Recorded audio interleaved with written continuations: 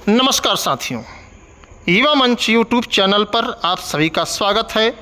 मित्रों, जैसा कि आप सब जानते हैं कि उत्तर प्रदेश शिक्षा सेवा चयन आयोग को लेकर के एक बड़ा माहौल क्रिएट किया जा रहा है और यह कहा जा रहा है कि 8 तारीख को एक बड़ा फैसला हो सकता है, जबकि ऐसा कुछ नहीं है। बहुत स्पष्ट आप लोगों को मैं बताना चाहूँगा कि अभी आयोग में कोई क्रिया प्रतिक्रिया नहीं होनी है। जो भी होगा जुलाई के पहले संभव नहीं है, क्योंकि आदर्श चुनाव आचार संहिता की वजह से चाहे वो परीक्षा नियंत्रक का मामला हो, चाहे वो वित्त नियंत्रक का मामला हो, चाहे वो सचिव का मामला हो, चाहे तमाम जो अनुभाग अधिकारी हैं उनका मामला हो, या फिर अगर देखा जाए तो पूरे चयन बोर्ड में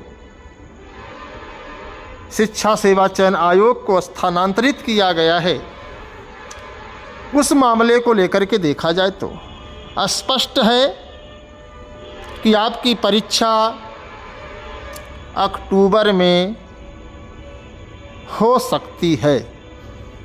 जब आप सब सक्रिय रहेंगे तब, जब आप सब अपनी कमर कसे रहेंगे तब, अन्यथा की स्थिति में टाइम लग सकता है, कुछ कहा नहीं जा सकता।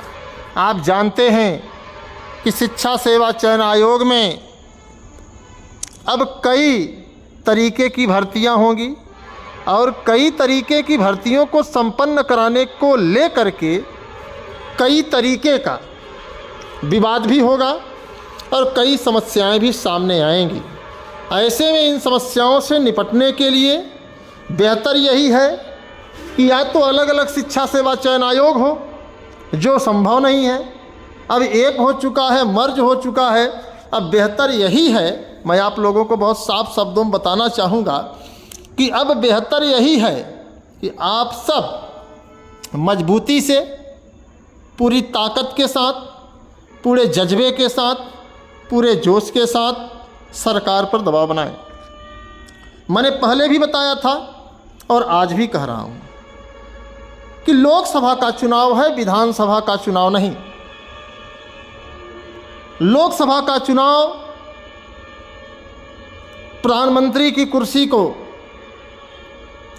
सुशोभित करने के लिए, प्रधानमंत्री चुनने के लिए किया जाता है, जबकि आप उत्तर प्रदेश के निवासी हैं और उत्तर प्रदेश में आप सभी को पता है, बहुत स्पष्ट रूप से आप लोग जानते हैं कि हर हाल में आपको गंभीरता से अपने मुद्दे को सरकार तक पहुंचाना चाहिए, क्योंकि मुख्यमंत्री जी अपने कुर्सी को सुशोभित कर रहे हैं। लड़ाई बहुत साफ है। दावा यह है कि असिस्टेंट प्रोफेसर की जो भर्ती है, कुछ लोगों का कहना है उसको पहले कराएंगे और टीजीटी पीजीटी की परीक्षा को बाद में कराएंगे। तो अब मामला यह है कि अगर असिस्टेंट प्रोफेसर की परीक्षा पहले होगी तो भी जुलाई में आपकी परीक्षा संभव नहीं है, जुलाई अगस्त सितंबर में। और अगर टीजीटी की होगी तो भी संभव नहीं है, क्योंकि इसकी एक कार्य की प्रक्रिया होती है, पेपर की छपाई करवाना, सेंटर को अलॉट करना, तमाम चीज़ें होती हैं, आप लोग उसको जानते हैं। तो इतना आसान नहीं है। और सबसे बड़ी बात है कि शिक्षा सेवा चयन आयोग अभी पूरे अपने वर्चस्व में नहीं है, क्योंकि जो अग्रवाल साहब जो सचिव हैं, विशेष सचिव हैं, और हेलीकॉप्टर से आएंगे, आप देखिएगा कैसे उड़ के आते हैं। मैंने सुबह के वीडियो में बताया था आप लोगों को। तो ऐसा कुछ नहीं है। हाँ, अपनी पढ़ाई आप मजबूती से, ईमानदारी से करते रहें, तभी सफलता मिलेगी, क्योंकि कंटिन्यूटी आपकी होनी चाहिए। साथ ही साथ जो सबसे बड़ा मुद्दा हमारा है पूरे प्रदेश के नौजवानों का कि जो ये चाहते हैं कि GIC-LT प्रवक्ता और BEO का विज्ञापन आए और जिसे लोक सेवा आयोग द्वारा जारी किया जाएगा। अब प्रश्न यह उठता है कि आखिरकार चुनाव आचार संहिता में हम लोग आंदोलन कर नहीं सकते, कोई प्रोटेस्ट हो नहीं सकता, तो ऐसे में LT GIC प्रवक्ता और BEO के विज्ञापन को लेकर के अगर हम लोग थोड़ा गंभीर भी हों तो सबसे बड़ा मामला उसमें योग्यता अर्हता विवाद को लेकर के है। अयोग्यता अर्हता विवाद का मामला तब सुलझेगा जब सरकार, शासन, प्रशासन इसको गंभीरता से लेगा। आपको पता है कि सरकार योग्यता अर्हता विवाद मामले को बहुत गंभीरता से नहीं ले रही है। क्यों नहीं ले रही है? उसका सबसे बड़ा कारण है कि जो तमाम साथी हैं वो बिहार में अपना भविष्य तलाश रहे हैं और ज़रूरी भी है। तो ऐसे हालात में जब आप बिहार में अपना भविष्य तलाश रहे हैं तो आप उत्तर प्रदेश में सक्रिय नहीं होंगे। जब उत्तर प्रदेश में आप सक्रिय नहीं होंगे तो निश्चित तौर पर आप उत्तर प्रदेश के लिए, ख़ास तौर से GIC-LT प्रवक्ता और BEO के लिए ओवर एज हो जाएंगे। आपको जो है फार्म भरने तक का मौका नहीं मिलेगा। मेरे पास कई ऐसे साथी हैं जिनका फ़ोन आता है तो उनका यही कहना होता है कि सर अगर जुलाई तक विज्ञापन नहीं आएगा तो हम ओवर एज हो जाएंगे, सर अगर जून तक विज्ञापन नहीं आएगा तो हम ओवर एज हो जाएंगे, अगर मई में विज्ञापन नहीं आएगा तो हम ओवर एज हो जाएंगे और हम LT GIC प्रवक्ता और BEO के विज्ञापन से दूर दूर तक हाथ धो बैठेंगे। ऐसे में मित्रों बहुत साफ शब्दों में मैं आप लोगों को बताना चाहूँगा, अगर आप लोगों के अंदर दम है तो भर्ती ले सकते हो आप।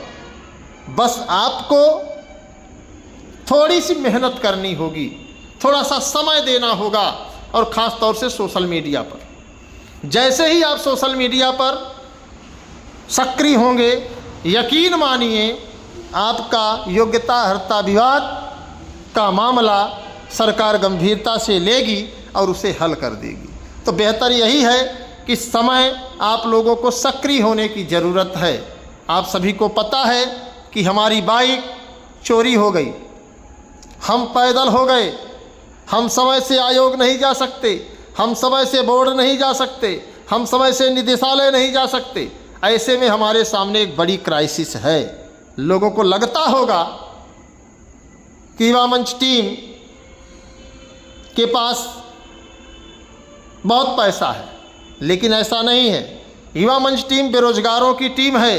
रोजगार के सवाल को लेकर के लगातार सरकारों से गंभीरता से सवाल करती आ रही है और इसलिए करती आ रही है ताकि आपके परिवार में, आपके घर में, आपके माता पिता के सपने जो हैं, आपके भाई बंधु जो आपके परिवार में रहते हैं, उनके जो सपने हैं, उनकी जो उम्मीदें हैं वो आप पूरी कर सकें।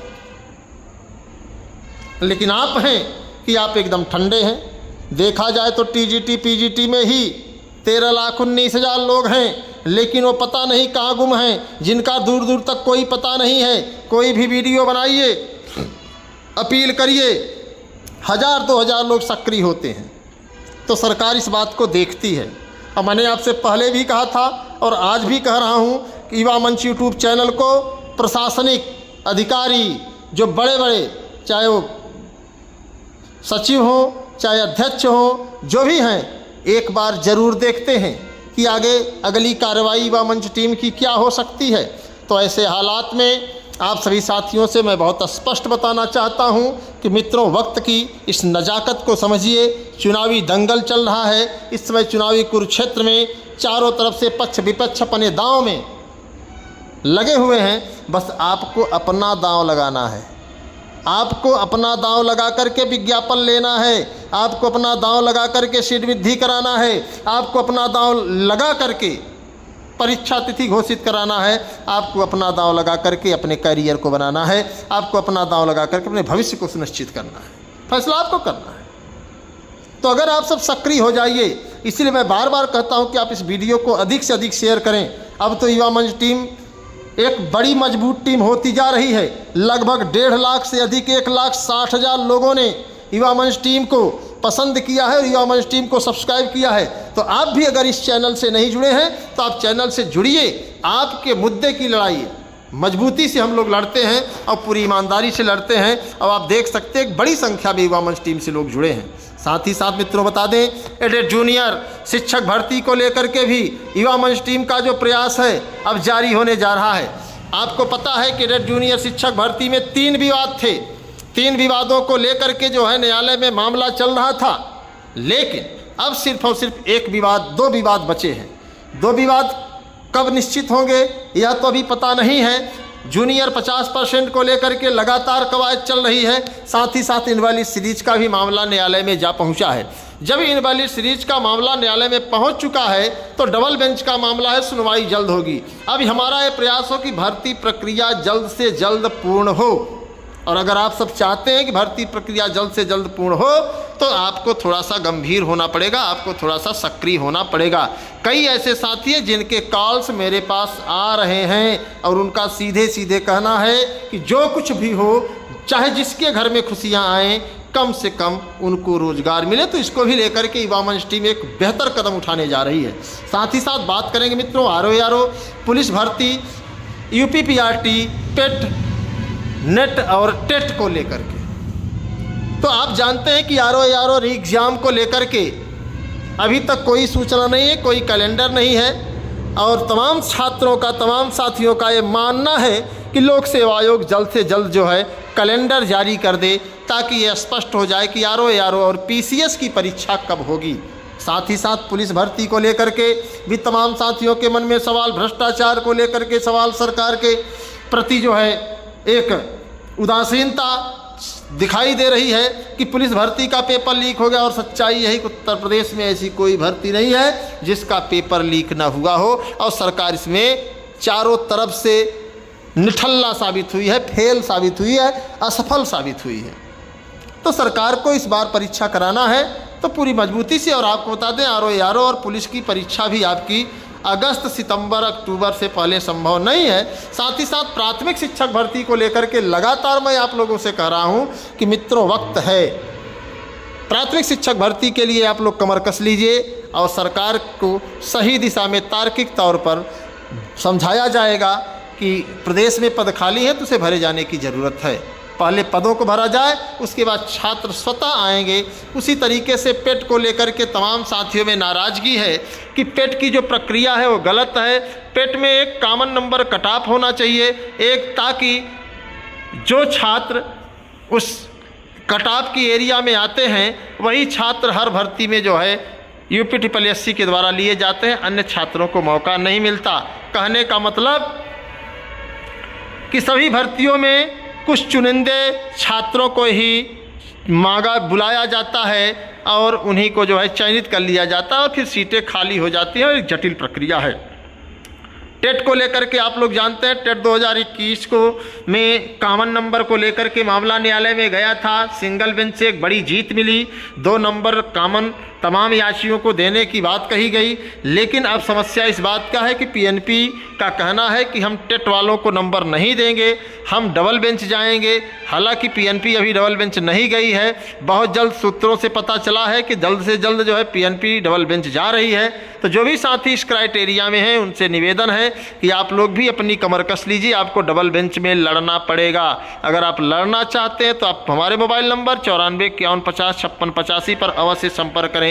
साथ ही साथ नेट का जो फार्म है आप लोग भर रहे हैं, जेआरएफ होंगे, तो आप लोग तत्काल जो है मेहनत करिए और कोशिश करिए कि आप नेट जेआरएफ होइए और असिस्टेंट प्रोफेसर और तमाम जो डिग्री कॉलेजों की भर्तियां उसमें पार्टिसिपेट करें। इसी के साथ सभी साथियों को धन्यवाद। और बाइक नहीं मिली है उसके लिए मैं आप सभी से चाहूँगा कि आप लोग आर्थिक सहयोग भी करें तो ज़्यादा बेहतर होगा। इसी के साथ सभी साथियों को धन्यवाद, नमस्कार। मैं आपके संघर्षों का साथी अनिल सिंह, टीम युवा मंच।